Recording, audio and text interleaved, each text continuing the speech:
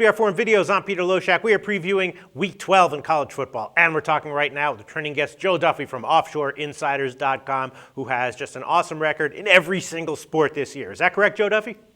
I actually, in the NBA so far, not spectacular as of yet, but college basketball, tremendous. Football, it's been fantastic at OffshoreInsiders.com. And don't hide anything for you. You had a shitty year in CFL, didn't you? Yes, you did. I actually did. I haven't picked a winner in CFL all year long. Oh, okay. All right. Okay.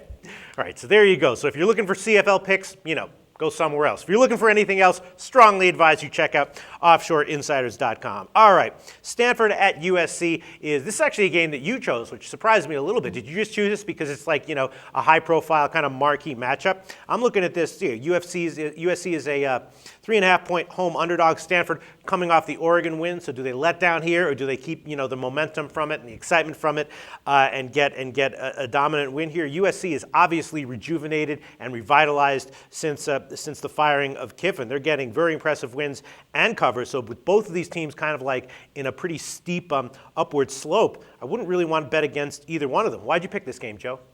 No, well, actually, to answer your question, it is a little bit of both. I know if I asked you to do some low-profile games, probably nobody would watch except those hardcore gamblers. But no, you're right, except Stanford. I mentioned in one of the other videos we recorded today, I like to hear former athletes or current athletes' statements they make. Chris Collingsworth, I think I've even quoted him before. He summed up what I've heard a lot of athletes say, and most importantly, what my own eyes as a gambler have said, that sometimes it's tougher to recover from a big win than it is a heartbreaking loss. Now, Stanford, they had their biggest win of the year against Oregon. Granted, it was on a Thursday night, so they had a couple extra days rest, but still a possible mini letdown situation. But as you mentioned, USC, Ed Orgeron, they're really responding to him. They're playing extremely well.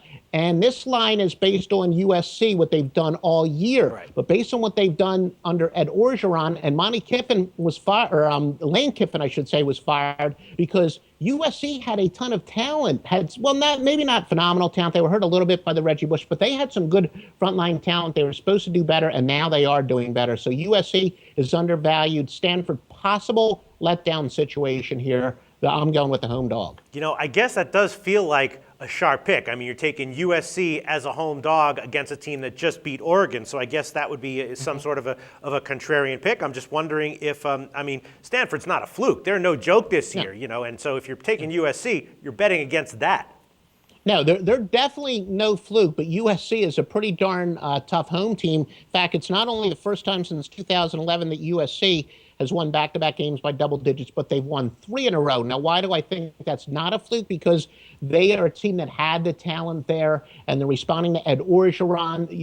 He's really loosened up practices. The big criticism against Lane Kiffin was he had way too many strict rules. Ed Orgeron was even out. I read where he treated everybody to In-N-Out burgers. Now, what handicapping ramifications does buying guys burgers? Well, to be honest with you, Ed Orgeron, he's campaigning for his job. He wants to impress the fans. He wants the players to be on his side, and I think the players are buying into it. They are playing for Ed Orgeron, and they're finally living up to their talent level. All right, makes sense to me. It feels like it could be the sharp side of a sharp public split. We'll talk to Brent on Thursday and see if that is in fact the case, that the sharps are on USC, public on Stanford. But Joe Duffy from OffshoreInsiders.com taking USC plus 3.5. Thanks, Joe.